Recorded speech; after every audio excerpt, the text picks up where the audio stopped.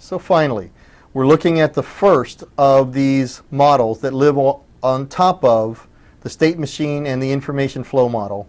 It's called Bell LaPadula. A couple of key things to remember about Bell LaPadula. First, it addresses only confidentiality. It does not deal with integrity or availability.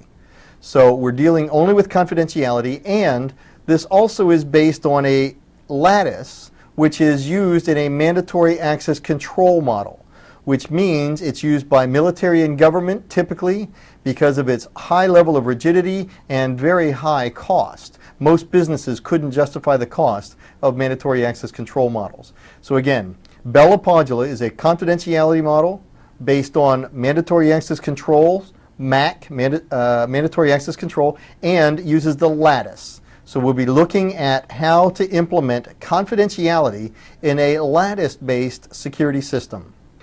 Again, these models are largely mathematical, formal models that deal with implementing these specific security objectives, in this case, confidentiality. And again, you recognize that it says, the basic security theorem says any activity will always result in a secure state. What does that sound like? That says if we have a state machine, we can now do Bell LaPadula, which is kind of on top of that state machine. So the state machine is a requirement of the Bell LaPadula model. With the Bell LaPadula model, it deals with a subject's clearance. Now that's a label that gets assigned to the subject. This clearance label aligns to an object's classification label. So again, we put labels on subjects, a clearance label, and we put classification labels on objects. And when the clearance label matches the classification label, information can flow. And I say that's not complete yet, because in addition to clearance and classification, the subject also needs a need to know, and the object has a category. Usually these two are required as well. They must align as well. While you might be a top secret guy looking at top secret data, if you're not dealing with Afghanistan, your need to know says you cannot view Afghanistan category of object. So again, this deals with these clearance labels and classification labels. Bell LaPadula has 3 rules that you'll need to know. The first rule regarding confidentiality says if you have a clearance label at this layer, if confidentiality is my concern, it would violate confidentiality if you could read more confidential data. In other words, data at a higher level of security. So the simple security property says you cannot read data from a higher layer if our concern is confidentiality. That's all it says. It says if you're at this layer, you are not allowed to read data from a higher layer. That's the no read up, the simple security policy. By the way, the simple is regarding the read component. So simple and read go together. So again, simple security property says if you're at this layer, you're not allowed to read objects at a higher layer. This protects the confidentiality of those more secure objects. The second property that we deal with is called the star property.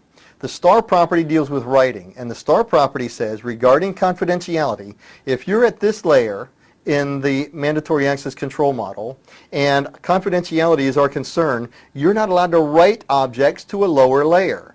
In other words, you're not allowed to tell them our secrets. So the star property says no write down.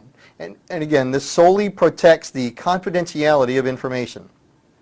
This is a separate rule than the simple security property, and sometimes is used and sometimes is not used together with the simple security property. The third property that we need to deal with is called the strong star property. Now, to review, simple says no read up, star says no write down. What the strong star property says is you are constrained within your layer.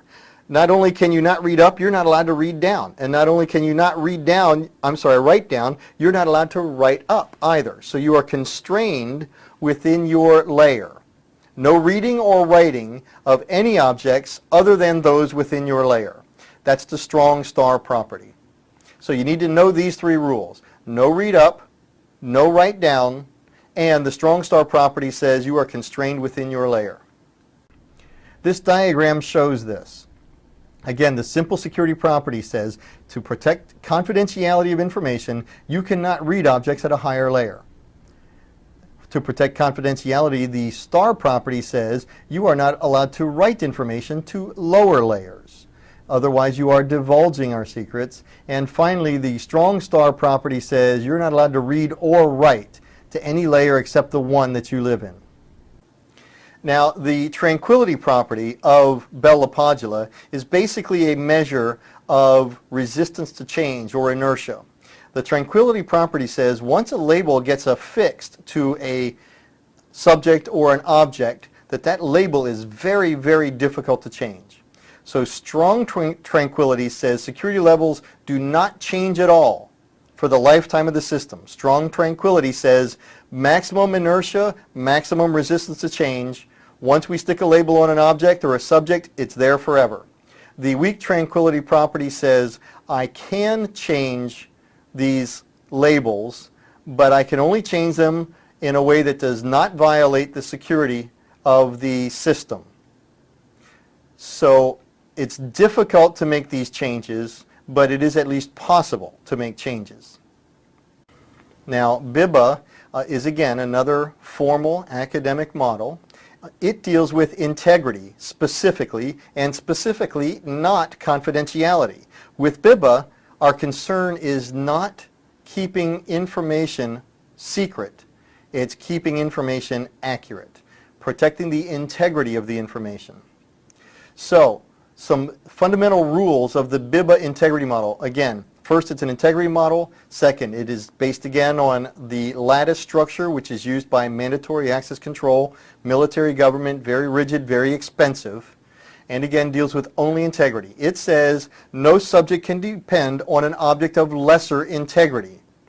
That says if you were at a certain layer in a mandatory access control model, you're not allowed to see anything down below. We're going to look at some of these rules in a moment, but that's what this first bullet is saying, because that's not necessarily the truth. We have higher integrity at our level. Our information is more accurate at our level. It's even more accurate at higher levels.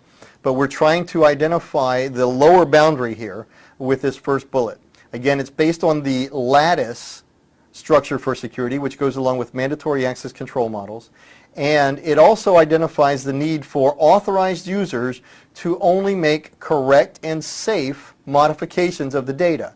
In other words, if you're an unauthorized user, you're not even allowed to touch the data. If you're an authorized user, you have to modify the data only where it improves or maintains the same level of accuracy. Again, our objective relative to integrity is to have a higher level of confidence in the accuracy of the information.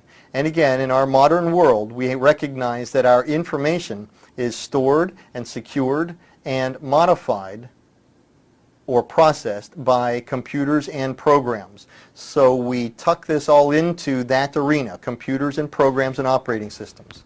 So it is through these programs that we require this higher level of the maintenance of integrity.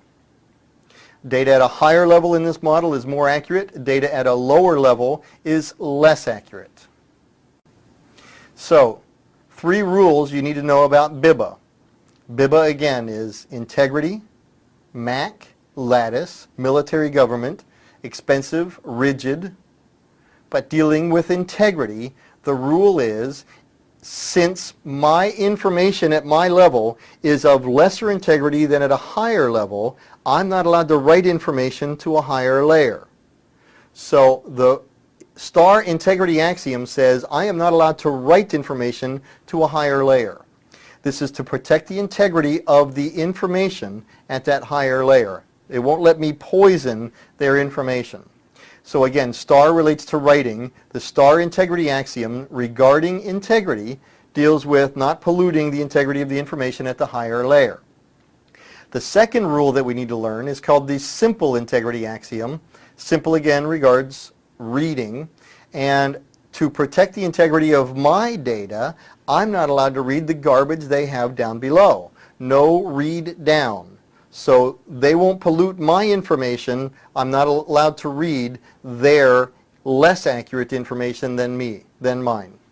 And finally, the third rule that we need to memorize is the invocation property.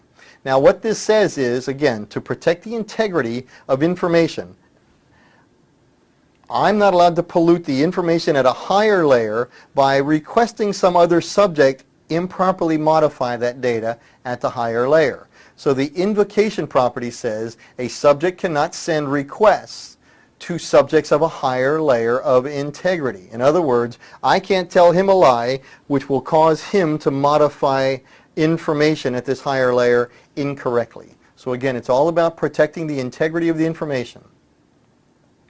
You need to know these three rules. So the next model we're going to look at is called Clark-Wilson. Clark-Wilson is another integrity model, but this one is different. This one is a commercial integrity model.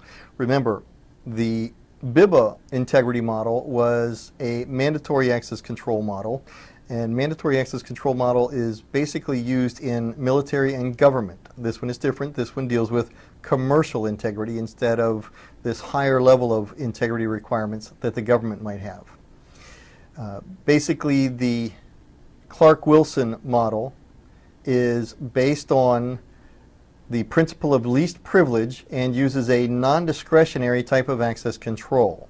So it satisfies the consideration or the principle of least privilege and does not specifically use discretionary access control, another model, access control model that we'll be looking at. So the goals of the Clark-Wilson model. First, it again recognizes that we're going to have subjects using programs to access objects. Well, those programs must include well-formed transactions that maintain the internal and external consistency of the data that is being stored, secured, and processed by the program. So the Clark-Wilson model requires well-formed transactions. It also requires the separation of duties, because separation of duties is one of the tools we use to minimize the potential for fraud.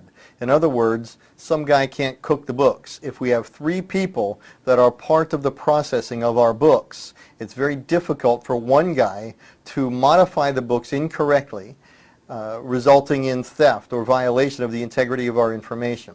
What would have to happen is the other 2 people would need to join into this process of fraud, and this is referred to as collusion. Now, collusion doesn't defeat fraud, but what it does is it makes it substantially more detectable. So if 3 people are required to commit the fraud, this is a much easier detection than if only one guy has enough authority to commit the fraud. So again, the Clark-Wilson model says well-formed transactions. That means internal consistency says the program adds 2 and 2 and gets 4 every time, and external consistency says when Bobo sells 4 widgets, he logs in that he sold 4 widgets. He doesn't log in that he sold 2 widgets and then pockets the profit or the price of the other 2 widgets that just left with the customer. So well-formed transactions require internal and external consistency to protect the integrity of the data, and separation of duties defeats fraud or reduces fraud, minimizes fraud, and helps me ensure the integrity of our information.